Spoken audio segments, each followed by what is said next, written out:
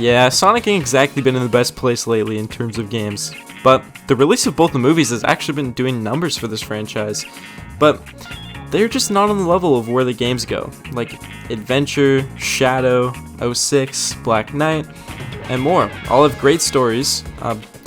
Not you, Shadow. You can. But that being said, I've always thought that I'd rather them try to do a serious story and maybe not have it work out than get the shitty Pontac and Graph shit that we've had for so long. Obviously, though, we've not lost the banger music of this franchise, but that being said, the films have problems, but overall I'd say they're great films, great Sonic films, and they've brought so many new fans to the franchise and made so much money at the box office, and personally they have a lot to love inside them. But what I miss is that darker tone that we haven't really seen in the movies yet, and I think we'll be getting that for Sonic 3 based on the early concept art we have seen, but completely separate from that, the games have almost been completely devoid of that darker tone with these recent games written by Pontac and Graph. I'm sure they're probably good people, but they should not be writing Sonic games, and these shitty Saturday morning cartoon humors with lines such as Baldy McNosehair. And like, even when I was younger, that is something that I noticed when I was like, I don't know, 11 playing Colors. The game was just not hitting in the way that it used to, and back in the day I really didn't know what it was, but back then it was just mostly, I would say, because Sonic didn't feel like Sonic anymore. Especially when you compare it with amazing scenes such as Shadow dying in Sonic Adventure 2, literal peak right there, the scene from Black Knight where Sonic confronts Merlina at the end, and like many more. And due to all this, I actually ended up falling out of the Sonic franchise and not really paying attention to it anymore. And on that note, I actually only played Sonic Forces about a year ago, trying to catch up with the Sonic franchise in anticipation for the second movie. But honestly, the biggest of the reasons was seeing a little guy on Twitter named On The Down Low Though, aka Fidel, sharing his love for Sonic, and people following him, and just that it was never really something I'd seen on that scale before. And after seeing that, I pretty much fully picked up the franchise again and was super passionate again, and I really can't thank him enough for that, because without him I don't think I'd be as passionate as I am speaking with you today. So thank you, Fidel, from the bottom of my heart, for all you've done from the Sonic community and reigniting my passion and faith in the Sonic franchise, which is my favorite franchise. Then we bring ourselves to the announcement of Sonic Frontiers at the Game Awards, which, I'll be honest, initially I wasn't too excited for because of what we had gotten in the past, 10-ish years. I just kind of thought it would be another iteration of what we had been getting in the past, but boy was I wrong!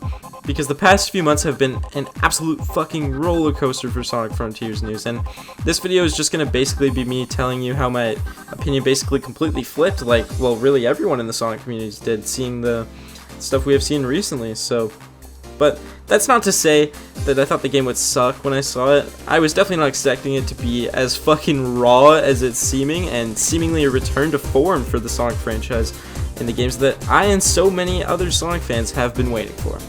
So, sit back and enjoy, I guess. I mean, don't have to.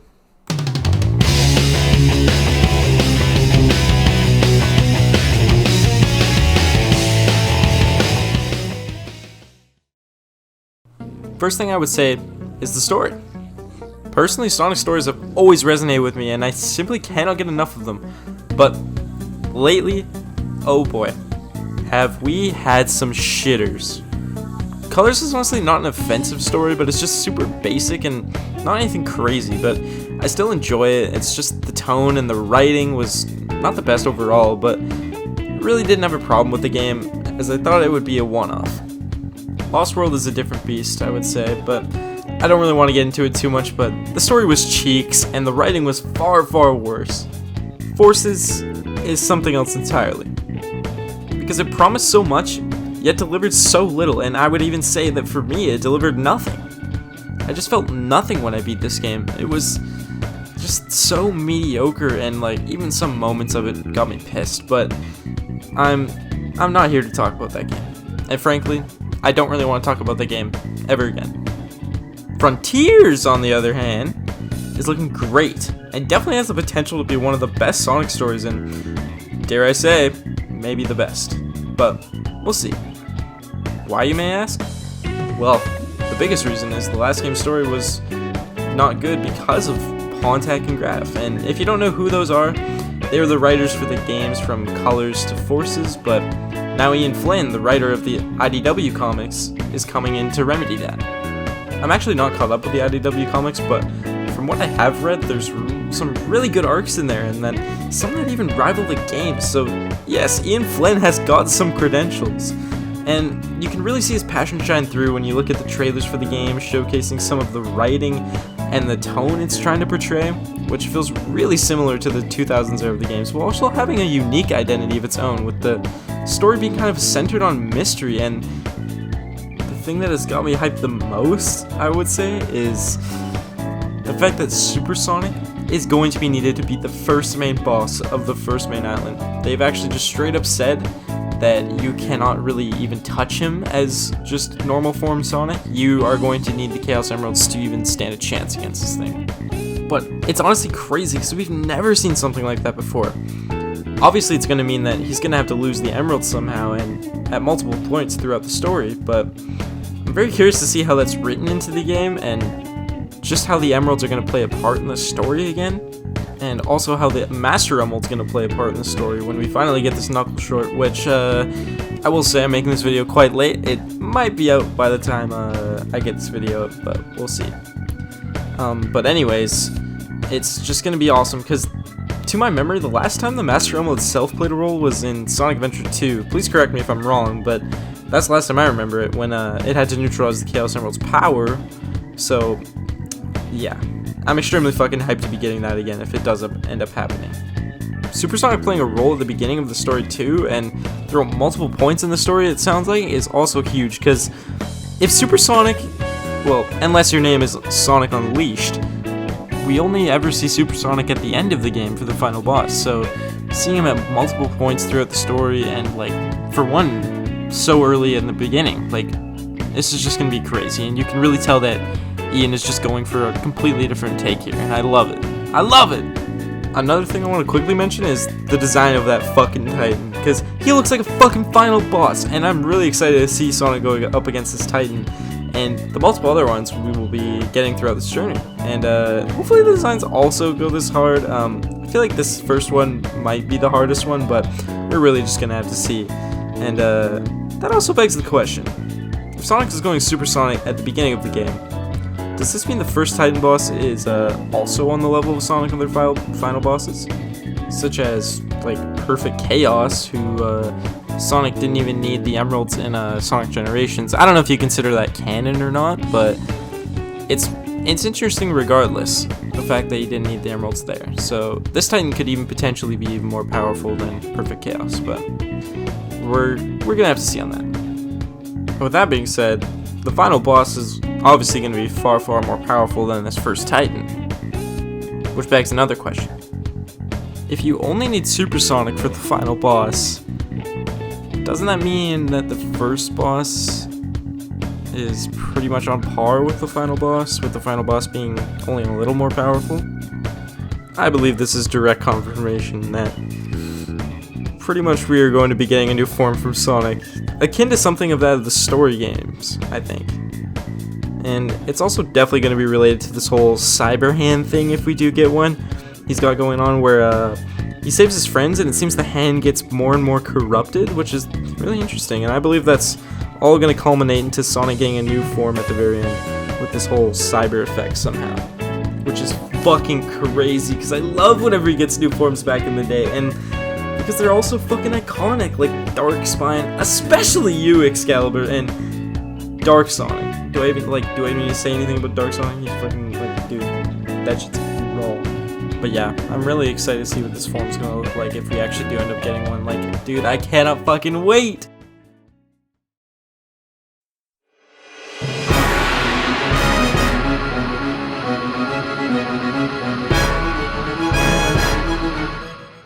And something that obviously correlates heavily with the story would be the music. And for this game, the majority of the music will be composed by Tomoya Otane, Please forgive me if I pronounce that wrong. You are a legend. This is the same guy who did the Sonic Unleashed OST and also the SA2 one. Let's just say the music in this game is gonna be fucking bonkers!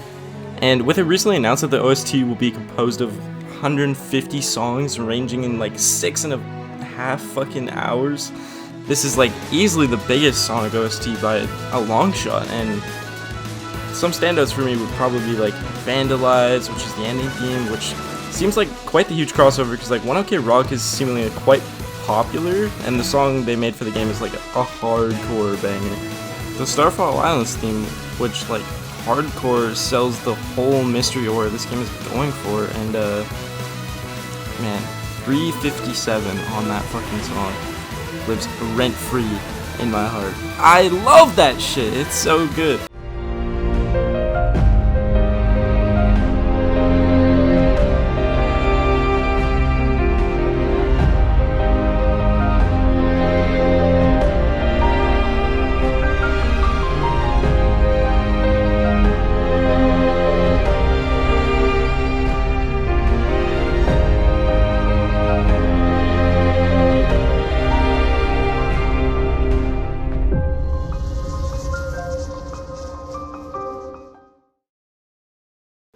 And not to mention the cyberspace music, which is carrying an extreme EDM influence and like is also something we haven't really seen fully committed in the Sonic franchise, and like it's taking a lot of influence from Force's Avatar stages, and which it's probably easily the best part of the Force's OST in my opinion, and Otane is taking that and refining it to be even better. So I cannot freaking wait for all those cyberspace level themes, because the ones we've heard have make me go crazy like a penguin. And the song I wanted to say for last is, of course, I'm Here. Oh, this song, dude. It's so fucking good. Okay, so I was just sitting at home, saw a Twitter notification from Sonic Mad Jock Twitter. Obviously have notifications for that. And it said something like, here's the main theme for our new game Sonic Frontiers. Obviously, like a excited little kid who your favorite breakfast is being made, and you were just rushing upstairs. But that was me to my desk to just get the whole full headphone experience on this shit. So put those headphones on, start playing it. So it starts off with this like chill piano bit and like some vocals, and when I first heard this part I was like, okay, this is really really good, but it's not like we haven't heard anything like this before. And I'm just sitting there listening to it, guitar fucking drops, and I was like, okay. I cannot express how much I almost fucking cried when I heard this drop. I was just sitting there in disbelief, because even though so much has changed from then to now, for a brief moment in time I felt like I was a little kid again listening to those 2000s OST songs from like the games. It's just, man, it really took me back. And I was just sitting there thinking things like, man, Sonic is actually back. The 2000s are fucking back. And then the song itself tells me the exact same thing.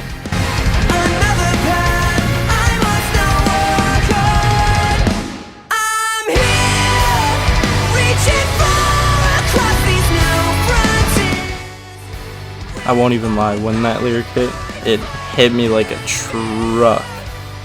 It didn't have to be just a thought anymore. Like, what if Sonic was good again? I miss the games of old. This fucking song itself told me I'm here, I'm back, and it sent shivers down my spine, bro. This is just such a god tier song, and I still cannot believe it's gonna be the main theme for this game.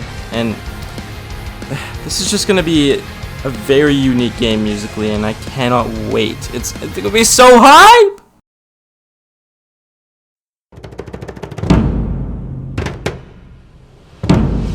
Another thing I cannot do this video without mentioning is Sage. Sage has the potential to be one of the strongest Sonic villains, and honestly, maybe even the strongest, depending on how this whole game goes. And first off, her design is really interesting, because we haven't really seen a kid be the main villain, or a kid-looking person, AI, I don't know, of a Sonic game, and just like that alone is pretty interesting. But I'll admit, when I first saw it, I wasn't the biggest fan of her design, but now that we're closer to launch, I'm actually quite warmed up to this, and now I think it's actually really cool, and to say the least, I think it's going to be refreshing, and I don't know, I've kind of 180'd on this design. I quite like it now. She's also voiced by the Japanese dub version of Rei from Neon Genesis Evangelion, which is really neat, but I couldn't tell. The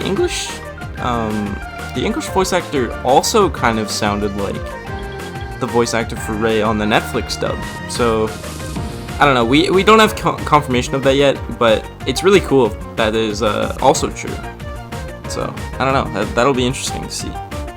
My theory for Sage is we're kind of gonna almost have like a reverse Sonic and the Black Knight situation. That's kind of where my head is leaning. Where in that game, Sonic makes friends with Merlina, and then she turns out to be the villain in the end. Play this game if you haven't. It's so goddamn good. Sorry, I kind of spoiled that, but that's not the important part. Whatever. Yeah, I think Sage will start off as the villain, and then we'll slowly become more and more acquainted with her as we figure out that she was actually the good one all this time, and that this other AI, who we've seen nothing pretty much in official marketing, like besides the comic, we have not really seen mention of this other AI. So I'm very curious to see what they do with that character, I guess. And yeah, but I think that other AI is definitely going to turn out to be the main villain, or something along those lines. We'll be working with the main villain. I don't know. We've already seen hints of this when Sage tells Sonic in the story trailer that your reckless actions endanger the world. I don't know why I said it like that, but I think she will end up being completely right, and Sonic will actually be the one in the wrong for a good chunk of this game, which is really, really fucking cool. And I cannot express how much I am just hyped to see how they kind of portray this. Like, it's gonna be really interesting, because as far as I can remember, we have not really seen a story like that. So yeah, very excited for that.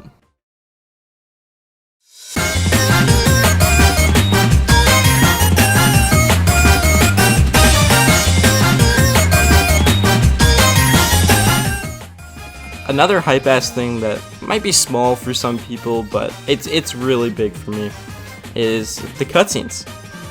They look so much better than anything we have seen recently, and actually look like a AAA game now. And where in recent games, the entirety of the cutscenes are pretty much just Sonic and the characters just standing around idly and moving their lips and arms. And I mean, that being said, we're still going to be getting that, but it's just going to be much, much more well done. And the main thing is that it's not going to be the only thing that we see in terms of cutscenes, which is pretty much how it's been for the past games, with a few exceptions. And one of those exceptions being the fucking Forces battle scene. That shit should not even count as a scene. Like, that game would probably be better if that scene wasn't in there. It's just, oh, that scene is just terrible. Just look at this shit.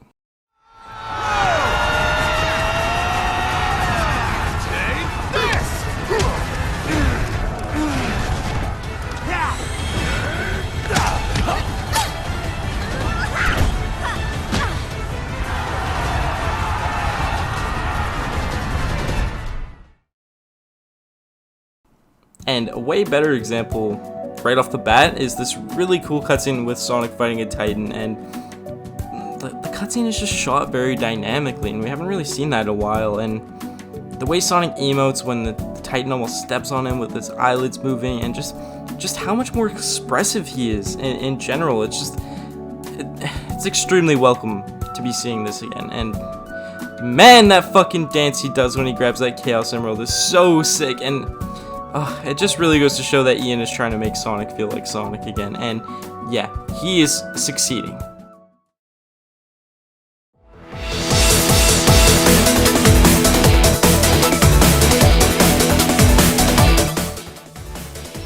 And obviously a big one and maybe the most important one for some people, not for me.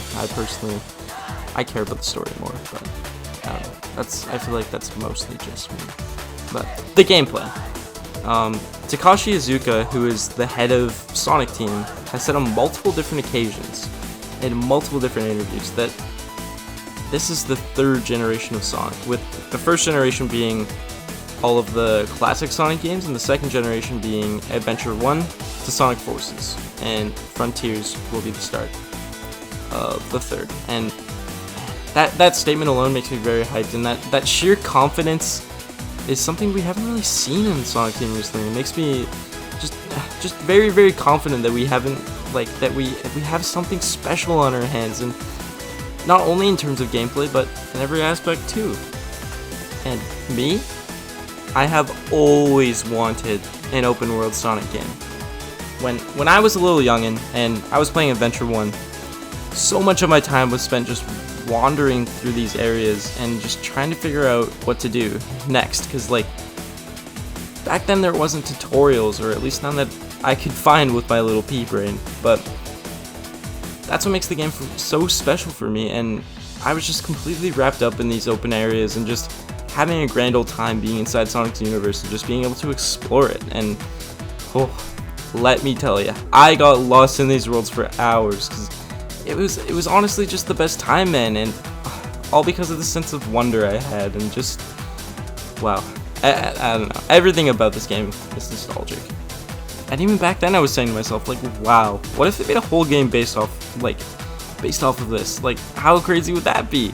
Well, little premise, you have at last got your wishes, and honestly, it's gonna take me so long to beat all these islands, because I really think that sense of wonder is gonna come back to me, and I'll just explore all these islands until I've pretty much seen everything, and then I'll finally move on to the next one. But I have zero issue with that, because man, just I want to feel that feeling again, and it's just, oh, I just have such a good feeling about this game. It's just gonna be insanely awesome, and especially when you base it off some rumors that we have heard in regard to them talking about development and how they were playtesting the game, and they found that there wasn't really much to do in the open world, and it just really felt empty. So they apparently restarted development on that whole part of the game, which just, that builds confidence for me even more if that's true. And like, it's just very nice to see the Sonic team kind of caring again, even though I feel like a lot of their past blunders has been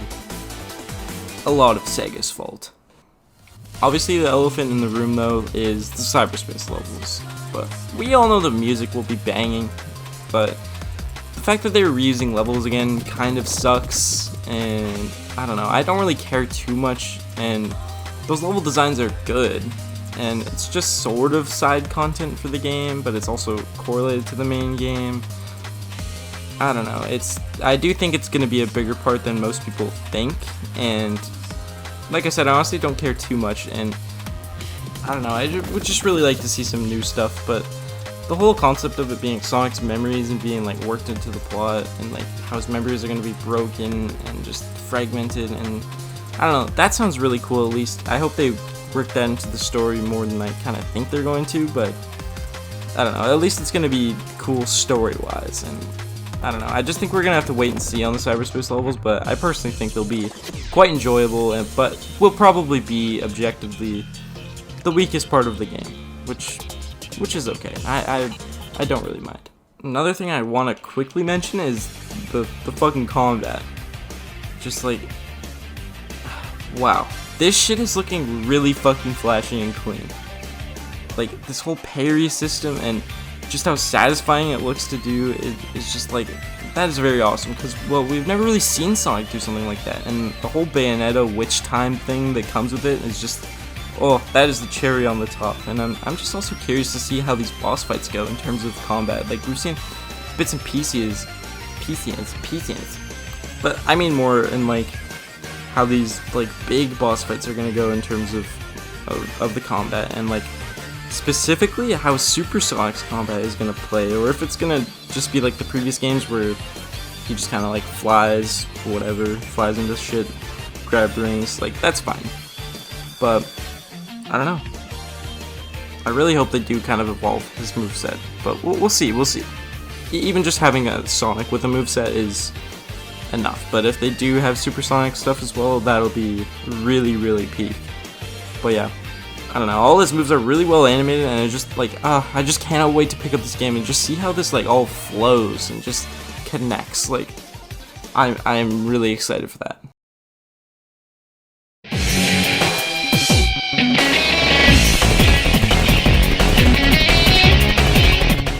also want to quickly mention that the twists we will possibly be seeing in this game, like, Azuka has gone on record and said that there's going to be an oh my gosh moment in this game, and that alone is something we haven't had for so long, and like, I don't know, we can obviously expect a twist, but here's an interesting thing I've realized. Well, honestly, most people have probably kind of thought about this, but obviously, in Kronos Island, we're going to be rescuing Amy.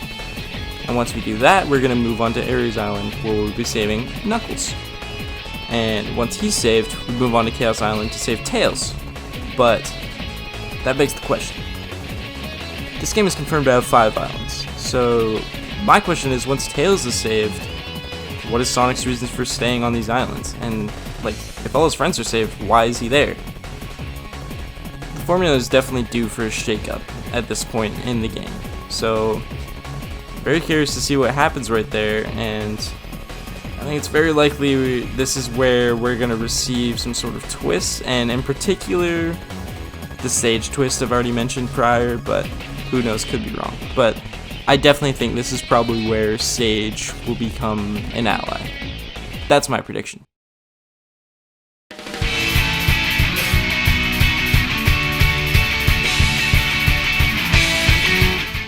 Another interesting point I really want to quickly mention is the new direction that the voice actors are going to be taking in this game, and so far being Sonic and Knuckles. Knuckles might actually be a whole different voice actor, but I don't know, I'm not actually quite sure. It sounds different, but not different enough to be a different guy. I don't know. If it is a different guy, I'm not going to be surprised, but we'll see on that. But Roger, dude. Roger is applying way more of a deep tone to his voice in this game, which is really interesting, and why would they even change it up? I'm like not really 100% sure how I feel about it yet, but like, I don't know, I do think I'll get used to it, and it's really gonna help convey this more serious story that the game is gonna be going for, and I don't know, just this is like, it's gonna be Roger's first serious game, so we're gonna have to see how he does with that, because like everything else has just been, you know, like I said, the Pontac and Graf shit, joking about shit, like, I don't know, this is going to be Roger's first try on that front, so yeah, I'm very curious to see how his voice acting take on all this, and like, I can't wait to see how this all shapes up, dude. But yeah, if you got through this video and listened to me ramble for this long, I truly appreciate you. Thank you for watching. This is definitely the most hyped I've ever been for a game, and the marketing from Sega has been top notch. Like, surprisingly, like we don't see that often, and I don't know, we basically got something new every week in terms of news, but like, yeah. That being said, those days are over now, and the game is only a few days away, and it's truly been hype cycle I'm very glad to be a part of, and I can't wait to finally see where this blue blur speeds off to next, but first, we have to witness him be reborn inside this game in just a few days. Thank you for watching.